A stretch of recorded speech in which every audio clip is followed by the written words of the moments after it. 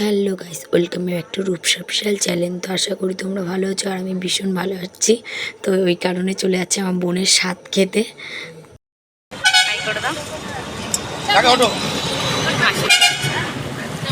আরে হয়ে যাবে তো। তো গাইস আসতে না আসতেই এদিকে দিদা বলছে নাকি যে পায়েসের চালটা দে। ভাগ্যিস ড্রেসটা সবে চেঞ্জ করেছি, চেঞ্জটা করার সঙ্গে সঙ্গে দিদা ডেকেছে আমাকে। আর এদিকে আমার গলার ভয়েসটা প্রচণ্ড খারাপ, তো একটু মানিয়ে নিও, কারণ আমার প্রচণ্ড ঠান্ডা গেছে ওই কারণে মানে কথা বলছি, কথাটাও তুতলে যাচ্ছে। এমনিতেই তুতলে যাই, তার মধ্যে থেকে এই গলার ভয়েসের জন্য মানে ভেঙে গেছে বলে আরও বেশি তুতলে যাচ্ছে। তো তারপরে এই যে পায়েসের চালটা বলছে দিদা বলছে একটু একটু করে দিতে, কারণ যাতে না লেগে যায়, ওই কারণেই দিদা দিতে বললো আমাকে। তো তারপর চালটা দিলাম, দেওয়ার পরে মানে আমি এসে দেখি কি সব কাজ হয়ে গেছে, কারণ দেরি করে আমি চলে এসেছি এদিকে।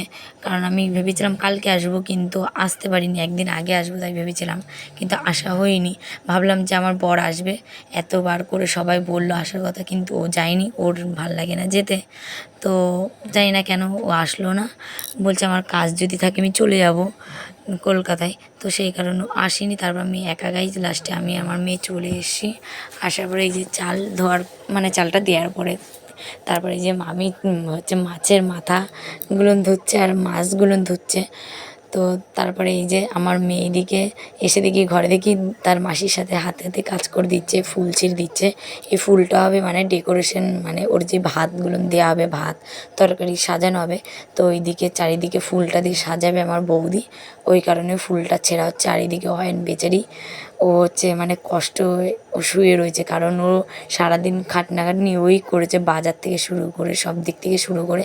কারণ আমার বাবাও কাজে গেছে, কাজের চাপ ছিল তাই যেতে হয়েছে, কারণ বাবা এখন কাঁচামালের ব্যবসা করছে ওই কারণে।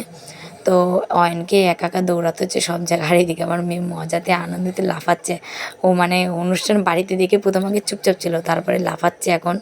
তো তারপরে এদিকে আমি এসে বাইরে এসে দেখি কি আমার নাইটির সাথে মানে সেফটি পিন ছিল, তো চুলে আমার পেঁচিয়ে গেছে। তো তারপর ওরকমভাবেই লাস্টে একটু স্টাইল দিয়ে থাকলাম।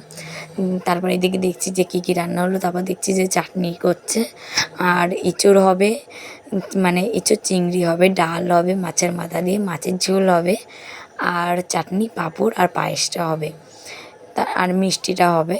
তো তারপরে এই যে দেখছি যে চাটনিটা হচ্ছে, তারপর আমার মেয়ে খাওয়ার জন্য লাফাচ্ছে, চাটনি দেখেছে পাগল হয়ে গেছে, মানে নামাতে পারিনি তার আগে চাটনি খাওয়ার জন্য পাগল হয়ে গেছিলো। এই যে আমার মেয়ে এক্ষুনি বেরাবে, বেরানোর পরেই লাস্টে বলবে যে আমার কী হচ্ছে রান্না, একটু হুঁকি মেরে দেখবে। তো তোমাদেরকে আমি সেটা দেখাতে পারছি না। তো তারপরে এই যে রান্নাবান্না কমপ্লিট, ডেকোরেশন সাজানো, আর এই যে পাশে দেখছো দুটো গামলা, এর মধ্যে একটা প্রদীপ রয়েছে, একটা নোড়া রয়েছে। তো আমার মেয়ে মানে আমার বোন হচ্ছে মানে সেই প্রদীপের গামলাটা ধরেছে। তো জানি না ভগবান কি দেবে, যা হবে ভালোইভাবে হয়, তো সেটাই চাই আমরা সবাই মিলে। তো তারপরে এই যে বোনকে বললাম যে তুই খেতে বস, একটা ফটো তুলবো, ভিডিও করব। তো তারপর এদিকে বসছে, তারপর অনেকে তারপর সবাই ছবি তুলে নিল, নেওয়ার পরে আমি এদিকে চলে এসেছি, দেখছিলাম যে খাওয়া দাওয়া শুরু হয়ে গেছে কিনা। তারপর এদিকে এসে শুরু হয়ে গেছে আমার মানে ক্যাটারিং করা। আমি আর কোনো ব্লগ করতে পারিনি, কেউ ধরেও দিইনি আমার ক্যামেরাটা, যেটুকুনি মানে পেরেছি সেটুকুনি করেছি, তো তোমাদেরকে সেটুকুনি দেখাচ্ছি। তারপর এদিকে দিদি আর বৌদি এসেছিলো, তারপর বৌদির ছেলে শুয়ে পড়েছে, আর এদিকে আমার বান্ধবী কোনায় সাইডে বসেছিল, তো বান্ধবীর ছেলের সাথে ও বসে মোবাইল দেখছিল, তো আজকে চুপচাপই ছিল। তো এই ব্লগটাই এই অবধি শেষ করলাম।